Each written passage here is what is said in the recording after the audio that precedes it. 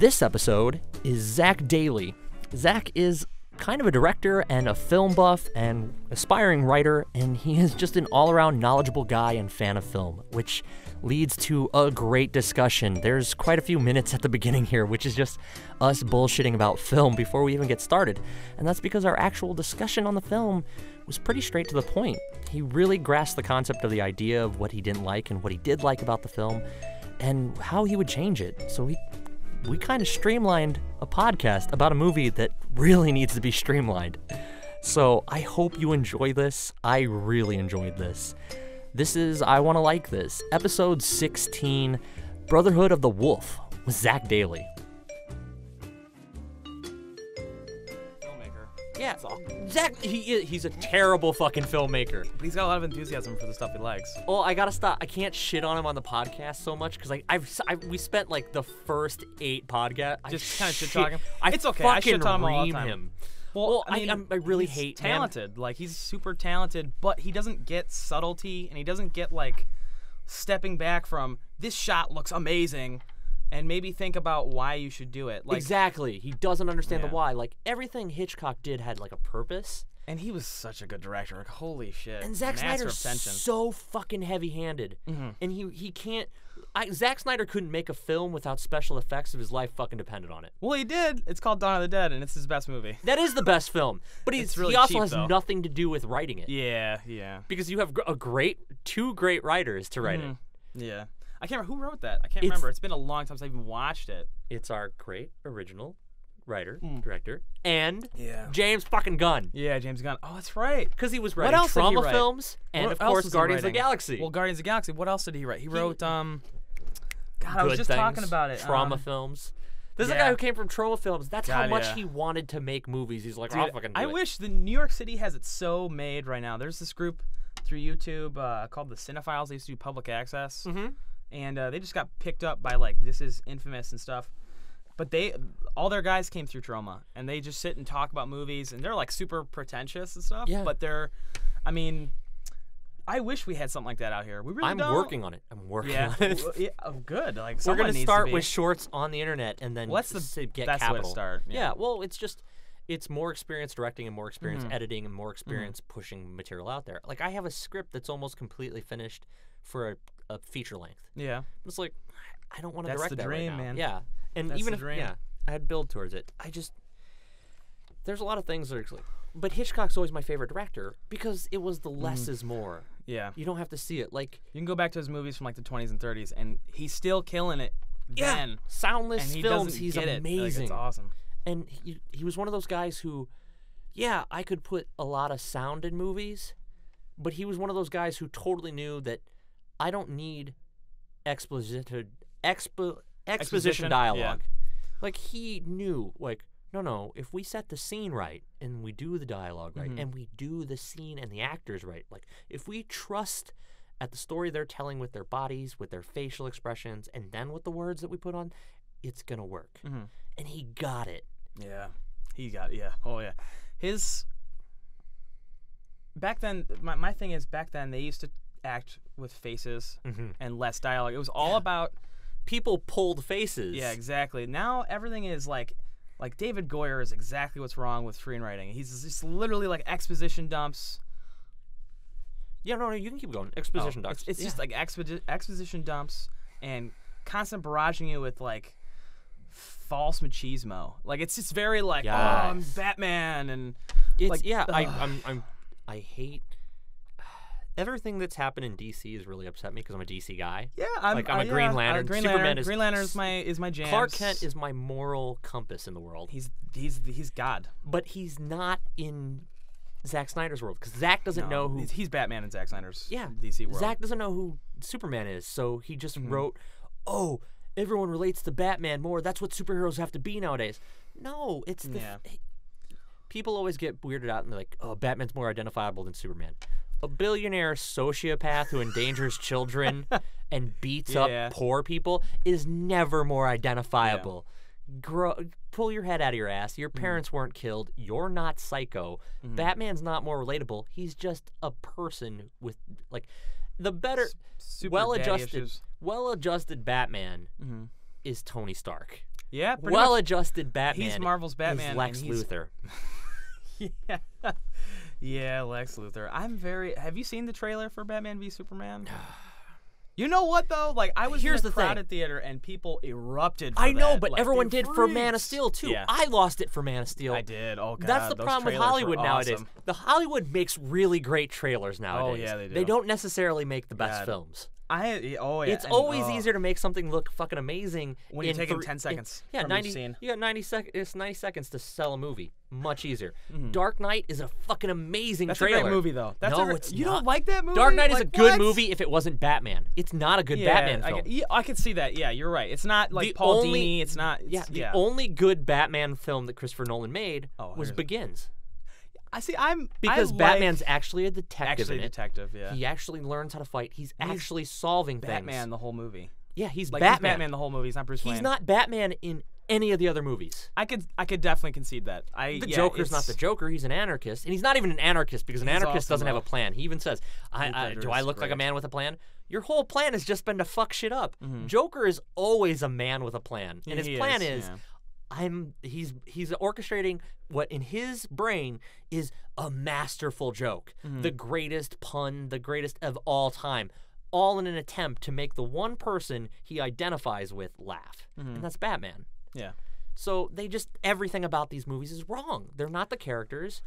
If you it's the same thing with Man of Steel. Man of Steel would have been a fine film if it wasn't supposed to be Superman. If they just made their own character up and this is a superhero movie, superheroes are big. Like if they Hancocked it and just made their own character. I don't like Hancock. Cool. It falls apart after Well, it falls apart when it's we're angels.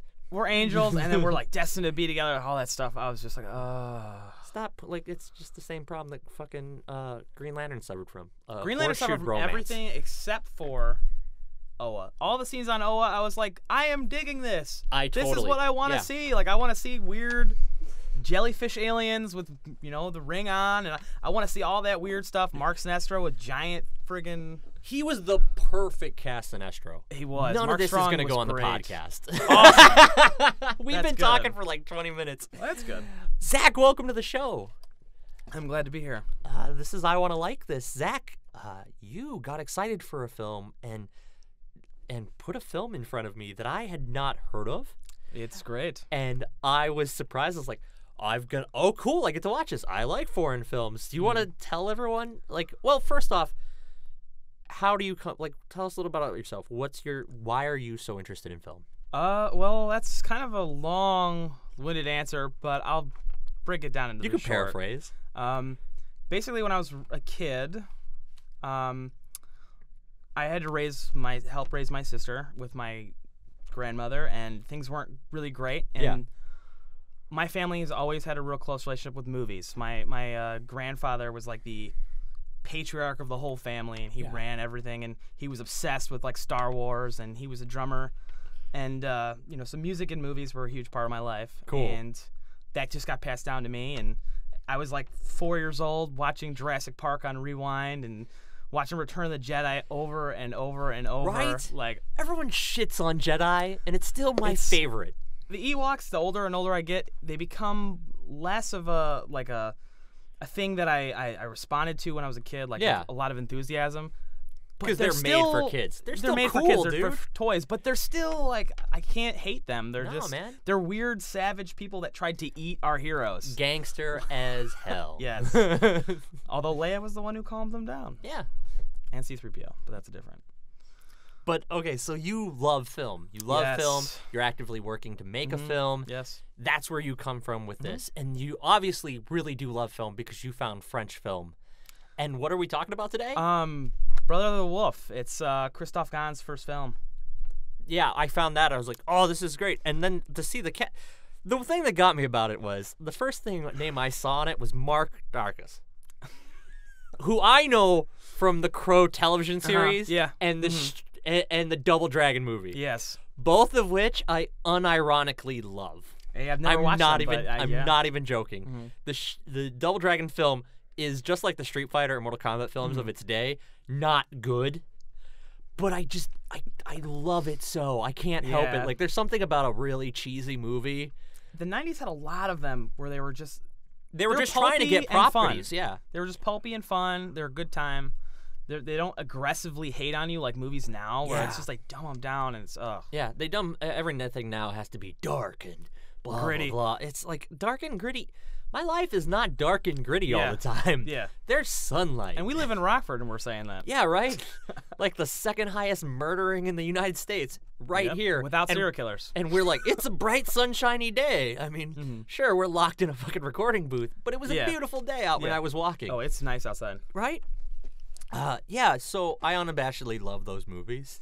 And I do as well. So when I saw Mark's name, Mark Carter's name on it, kind of perked up a little. You're like, I was like, oh, wait, what this is the going to be heck? good. What's this doing? And then you see Vincent Cassal's in there. Mario Bellucci's in there. The cast of this is fantastic. I didn't know who Emily Duquan was. I didn't either. But she's gorgeous, and she's fantastic in this. I do want to admit something. I saw this film without subtitles, and I had to rely on my basic understanding of remedial French from like 2 semesters in college that I kind of wiped from my brain. I can imagine. So I had to rely on that and just visual cues, and the story still kind of flows. You can still tell that there's this whole thing well visually, with the Catholic Church and a conspiracy and the French aristocracy. Yeah, and there's this guy who's obviously he obviously knows medicine or science, and he's been to the Americas where he met his Native American friend companion, which and I they all find know Kung out Fu. is they all know apparently Kung Fu. all Iroquois because I found out he's an Iroquois and Yes. like they're blood brothers. They all know Kung Fu, which is like it's a mark darkness. It's a 2001. I think it came out It's like 2001. Yeah, so like and the it's right special around time. effects really show it. Well, the Jim Henson Company did all the special effects for the movie. I don't understand that there's not a single practical effect. What are you talking about? Oh, okay, so the actual how far into you watched the whole movie? I watched the whole movie, and there's a lot of digital for the creature. The beast of the movie's title, Wolf of the movie's title, was all done by the Jim Henson Company. Yeah. They did some CGI work, obviously. It shows. But there is a lot of practical, like, puppetry in there. It's just kind of hidden beneath. I think we've already started to get into the stuff you actually, like, why you're excited about it. Why were you excited about this film? Well, I saw it when I was 2001, so I probably saw it in 2004. Okay. So I was in like middle school, high school, something like that. God, I'm so old. And I'm not kidding. I didn't know anything about it. I didn't know anything about it other than it had Kung Fu in it, and I was really big into Kung Fu movies. Yeah. And man, when that beast showed up for the first 5 minutes, something like that, I was like, this is awesome. Yeah. And then it's a you very don't even really sprawling see movie. the beast either. That first brutal it's like death, an hour into the movie where she's just getting beat against rocks. And that's rad. For me. So you that's got a really excited effective, just seeing the cover and going, I want to see what this is. I want to like this. And then it's funny because it's one of those movies I was like, oh, it's Kung Fu. I want to see that action. And then what I'm really into, which is like crazy creature work and like stuff like that, turns out that's what it was. It's like a gift inside of a movie I wanted to see. Awesome. So we're already kind of boiling down what you actually like about this movie, which is the second question I'm going to ask. So you like Jim Henson's creature and the Kung Fu, even though he's Native American, which Kung is Fu, weird. like today, doesn't exactly hold up. It's very stylized. Unless it's in Thai films. Like Thai films are The Raid. awesome. Gareth Evans' The Raid. And The Raid Raid's 2. awesome. Oh, Chocolate. God. Have you Never seen it. Chocolate? Never seen it. Find it. Good? It's amazing. It's about it. Like it's about a girl who's like autistic, who learns Muay Thai from watching Tony Jaa films and the Kickboxers Next Door, and like there used to. Oh, it's so good. You have to see it. That sounds incredible. It's it sounds fantastic. like Old Boy with the little girl or something like that. It's awesome. Yeah. The girl in it is phenomenal, and like her portrayal. It's not so condescending to the fact that she's autistic. Like she's an autistic girl who literally beats the shit out of people. It's rad. That sounds just awesome. So I'd be definitely it's down. on Netflix. Is it really? Yeah, it's on Netflix. That's where I saw it. Well, there you go. There's a sequel, but that's not on Netflix for some reason. She's also in a movie called both these are Tony Jaa's company produced, I think, and it's called This Girl Kicks Ass. And she plays a badass bike messenger. Yeah. In like there's like all these gangs of other bike messengers, and that sounds awesome. It's some of the best fight scenes ever. That sounds ever. very Thai and like Asian like in the Raid 2 they have characters called Bat Boy and Hammer Girl. Yep. Like they just take one cool thing and then they just make them the most kick-ass like. It's phenomenal. I love Thai action films. They're my favorite action films in the world. next to Raiders of the Lost Ark, which is the greatest action adventure movie of all time. That's one of the greatest movies of all time. Exactly. I don't care what It's in genre my top it's three. in. It's in my top three. I sometimes I say number two. one. It's number 2. Casablanca is always number 1. Interesting. I love that movie too. I fell in love with it at 11. It's perfect. And exactly. Like there's no wrong dialogue. There's Everyone no wrong wants shot. Everyone wants to get on. Oh god, the lighting in that movie is fantastic. And then all the performances. Phil Lorre, Peter Lorre is amazing in it. Yeah. And then Bogey's always fantastic. We've gone on a tangent, and Jerry's making jokes about it right now behind the screen. You son of a bitch. Hey, it's all right. Don't pull the curtain. I can still see your shadow. You're talking to Anne. Anyway. It's weird. I don't But this is fun. So you love the Jim Henson effects. You love the martial arts. We got off on other martial arts films, which got us off on other films, which is cool. But like, what else about this do you love? The casting's cool. I would say that was one of the things that I have a huge thing with is Vincent Cassel plays a very, I don't want to say type character for him, because he normally, in French films, he normally plays heroes. Yeah. Because he's actually French, and here he plays villains all the time. So that's how I knew him. I think the Ocean's movies came out around that same time, and he was cast as the villain in those, and he's incredible. Yeah, the performances he's one of the best actors out there, like him, Mads Mikkelsen, all the Danish guys. What we were talking about beforehand on this is people pulling faces and actually pulling performances and not just speaking to get things across. And even with my rudimentary French, I totally understood like what emotions were going for. He's very expressive. It was fantastic.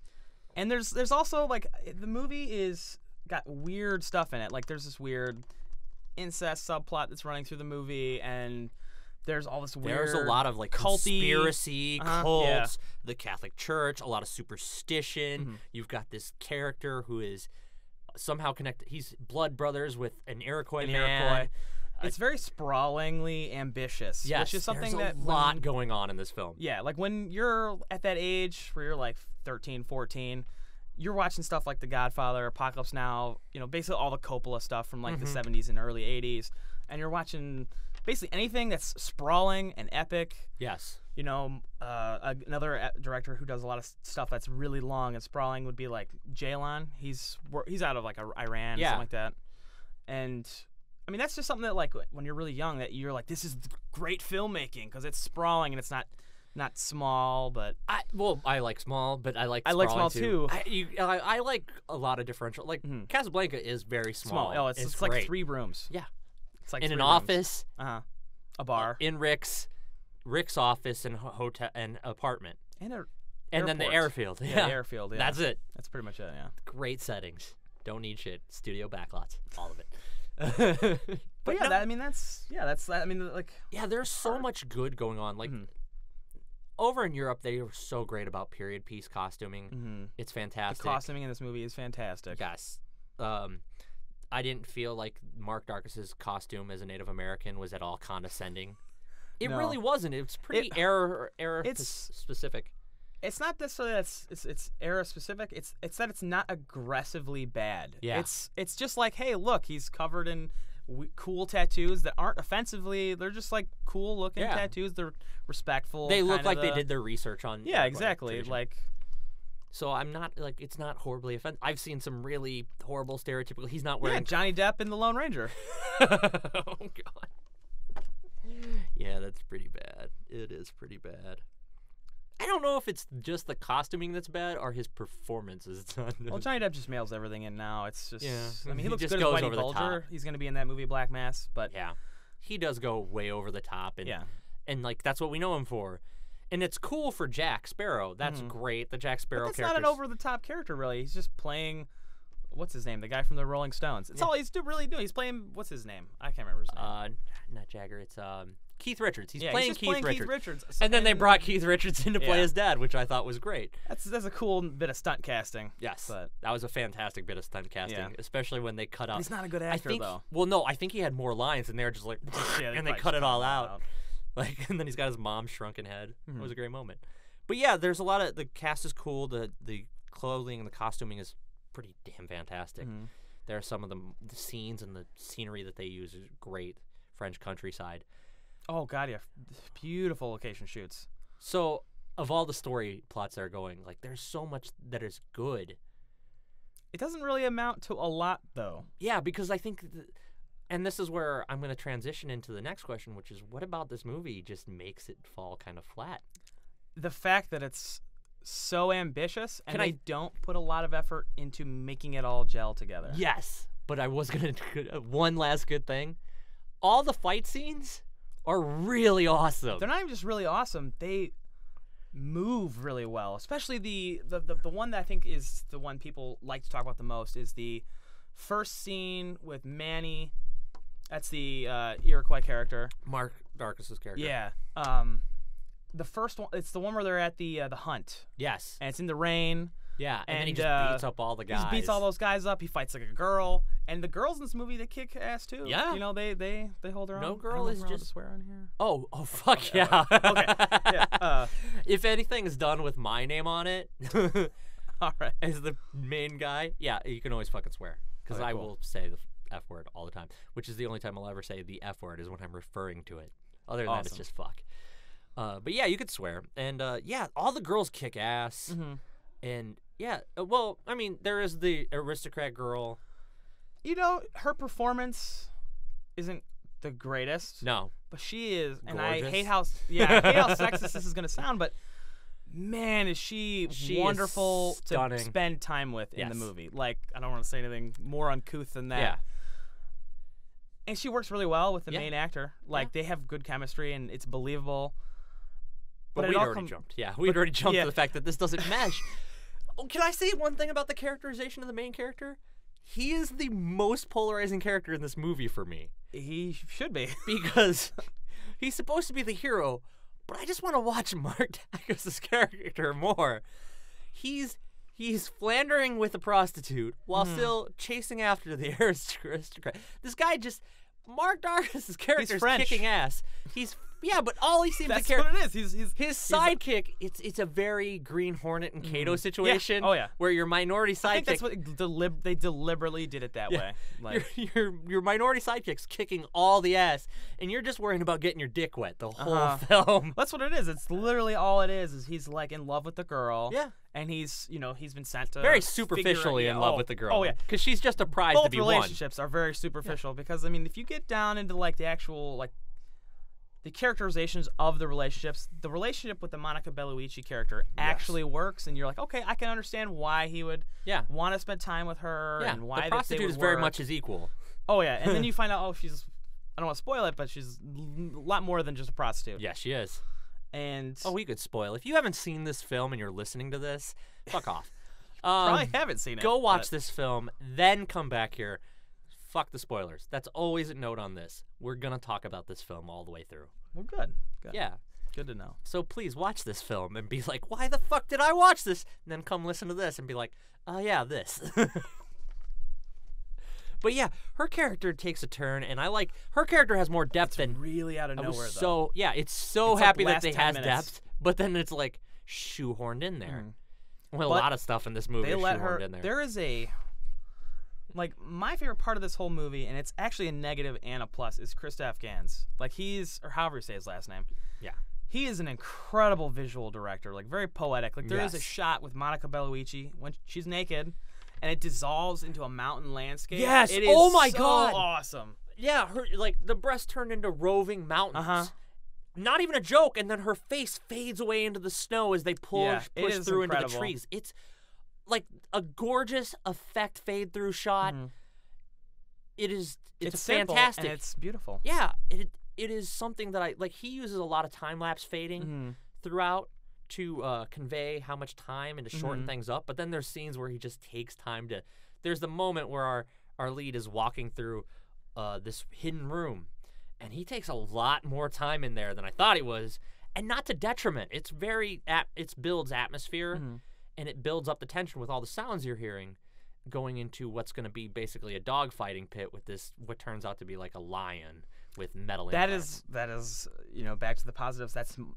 That's the sole reason for this movie. Like, if there's a creature, the creature, like, and it sounds really childish to say that, but it is a sprawling B movie with one of the coolest creatures I've ever seen in a movie. Like, the concept of the creature is phenomenal. It's not a real it's a lion they brought back. They tortured it and put it into a suit of armor. Like, Yeah, tortured it, put it in a suit of armor, and put metal spike implants on it. It's so creepy looking. You can't tell what it is, but it does move ferally. And then when the reveal, it's like, oh, these are fucking monsters. That the creature's not a monster. All these fucking people are the monsters in this movie, and it's fucking beautiful. Like, that part of the story that they're telling, that humans are the fucking monsters here, is great. It's something that European filmmakers understand. Like Guillermo del Toro, I mean, he's not technically a European. No. He's Spanish, Mexican-American, whatever. But they get it. They're like, what's great about horror movies are not the people getting killed. No. It is the monster. The horror of man. And how mankind makes it. Like Frankenstein. Yeah. That movie is a work of art because it's about Frankenstein and not Frankenstein the doctor. Well, it is about the doctor. Well, the monster. Sorry, the monster. It's about playing God. It is. And that's what the analogy is, the overstretching of mankind in science. But there's a deliberate vein of, like, you're watching the monster, and the moment he comes in, it's all kind of really about, well, you've wrought this, and now here is the comeuppance for that. And it's also the questioning, like, you're not Victor Frankenstein in those movies. You are the creature. You're the one questioning your existence. You're the one questioning, why am I here? And looking at your creator and being, why did you do this? Did you do this just because you could, or is there a purpose to my existence? And that's where good horror, it reaches across, like it reflects something about society, like Dawn of the Dead, where it's about consumerism. It is about us losing ourselves to things and to a machine, and not about being individuals and finding something for ourselves. And I love that. Good horror movies do that. Dracula is a great case of questioning one's humanity over this existence, and what does passion do to us in these instances. And I'm like, people are going to comment about this. That's not what Dracula is, blah, blah, blah. Fuck off. That's the great thing about art. It's open to interpretation. So don't be a cunt. Yeah, I don't care about swearing. There's a lot in, like, I'm a huge fan of the, Universal monster movies, and I'm also even bigger fan of the Hammer horror monster movies. Yes. I love Peter Cushing, Oliver Reed. You could keep Christopher listing Lee. off, and I will keep shaking. Christopher Lee, God, rest his soul if there's a God. I'm of Universal. Like, I'm a big Creature of the Black Lagoon. Like, that's a great movie, right? That they've been talking about remaking for decades. I always and get scared. Every time they keep talking about these reboot, they want to do a Marvel shared universe with the Universal monsters right now. That's like their big thing.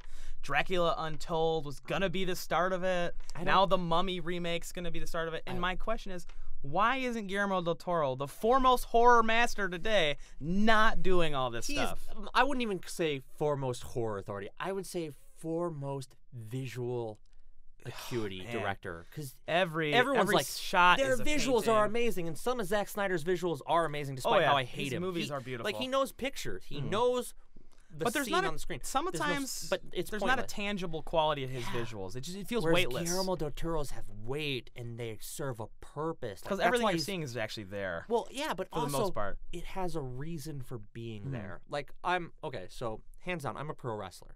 I am. This is awesome, because I actually know someone who is also, I don't know about pro, but he's... Yeah, I'm an independent professional wrestler. I get paid to do what I do. And I always go back to something that the legend William Regal says all the time. And it's not about what you can do. It's why you do things. Why are you going to do this? And while Guillermo del Toro makes these amazing, visually fantastic things, he builds them with a sense of weight. He builds them with a sense of purpose. Even the Jaegers in his movie that's all digital animated, there's a purpose for why there's two people. There's a purpose for why they're built the way they are. He wanted to give him weight. He wanted to give him a sense of actual physical existence. And I love that in direction. And I feel that's lost in a lot of direction. And I feel like we've gotten on a really bad tangent, and I'm ranting now. It happens. I do this to people. I create tangents, and... I love this discussion. But, like, that's it. Like, that's what's missing in a lot of American theater now. But I don't think it's missing in cinema. No, it's out there. I mean, you got Xavier Dolan, who's like 24, 25 right now, and he's killing it. Yeah, I was going to go back to this film because while there's so many, there's so many plot points, it's convoluted. their presence exists in this movie for a reason. Like, it was also edited down from like 4 hours. Yeah. So why the Catholic Church exists in this, and why their pressuring exists, why there's a conspiracy, why there is the cult, why they made this animal the way they did, what they're using for. There's always these reasons for it, and it's kind of fantastic. And it's weird how the movie, it has like this whole framing narrative device, which is the young aristocrat character who's kind of a sidekick to the sidekicks. Yes. And it's like his framing narrative. He's telling the story because it's untold, right? Yeah. And what I love is it's all about the French Revolution. And like everything in the movie is actually about the French Revolution. Yes. And about how they're using the rich and their aristocracy and the church are using the beast to cull the masses down and to like basically instill their with fear order. of something else. Exactly. Their order is what's going to bring peace again. So they're trying to cement their place by misdirecting all the people. It's the plot of Iron Man 3. It is. It is exactly the plot of Iron Man 3. It's fantastic. Yeah.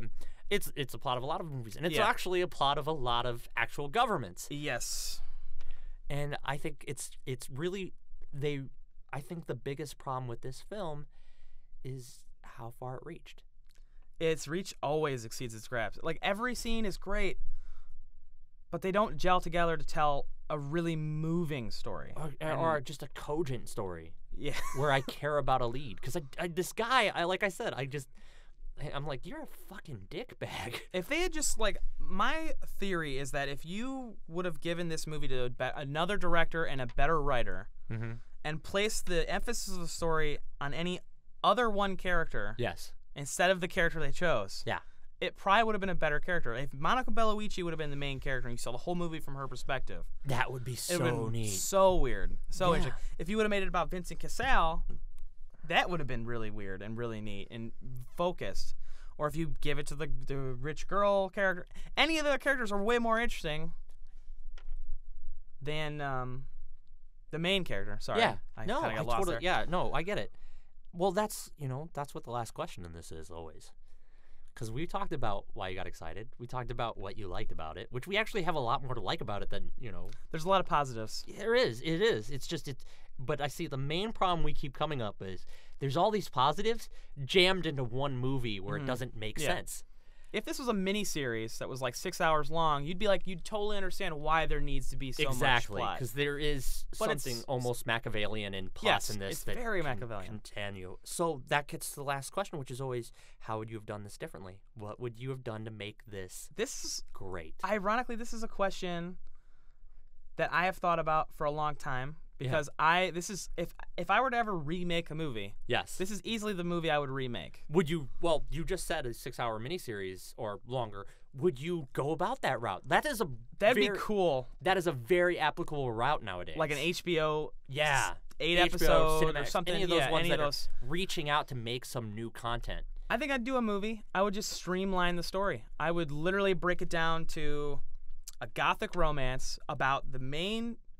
The redheaded actor, I can't remember her name ever. The main love interest and her brother, and then make the movie Marlene, about I believe, is that. Her name. Yeah, about them and their dynamic. About the brother, and definitely because that is the story that's like, it's dark. It's very like new wave Korean. Yes, like it's because it's about incest and this weird dark stuff. Very Game of Thrones nowadays. Very Game of Thrones now, yeah. And that's like the most. And you just streamline the rest of the movie and make it about that, and then have everything else kind of going on and. I would never try to make a movie. I don't think any movie should ever go past 90 minutes unless it's like a David Lean, a great movie. Thank you so much. Like when I was younger, everyone wants to high make school, epics nowadays. When I was in high school, I loved a 3-hour. I was like, Peter Jackson never should edit anything. Now that I'm an adult, I have a job, I have time, I have responsibilities to other stuff. It's like, do I really want to watch the 6-hour version of Return of the King? Or do I want to watch the 90-minute version of 90-minute something? Anything. I have a really big problem with the Lord of the Rings trilogy. I love those movies to death. I love the extended versions.